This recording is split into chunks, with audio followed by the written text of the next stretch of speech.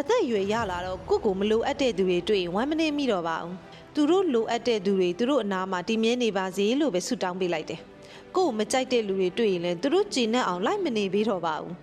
သူတို့ကြိုက်တဲ့သူတွေနဲ့သူတို့ဆက်နေပါစေလို့သာဆုတောင်းပေးလိုက်တယ်ကိုမကောင်းပြောတာပြန်ကြားရရင်လည်းအစပိုင်းငွေတုံးကတော့ဒေါသဖြစ်မိတယ်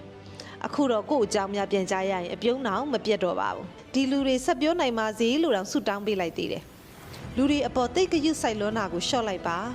နေဒါဆိုရင်နေရတာပေါ့ပါသွားပါလိမ့်မယ်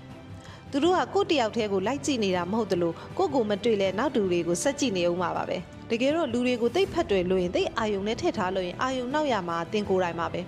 သူတို့ကတော့သူတို့အလုပ်ဖြစ်တဲ့ပြောမယ်ဆိုမယ်ဝေဖန်မယ်ကဲ့ရဲ့မယ်ချီးမွမ်းမယ်ဆိုတာတွေကိုဆက်လက်လုပ်နေအောင်ပါဒါကြောင့်လူတချို့တင့်ကိုမလိုအပ်တော့ဘူးဆိုရင်မနစ်သက်တော့ဘူးဆိုရင်မကောင်းပြောနေပြီဆိုရင်ဘာမှခံစားမနေပါနဲ့ကိုလှုပ်ရှားရှိတာဆက်လုပ်ပါနေတတ်တယ်လို့ဆက်နေပါ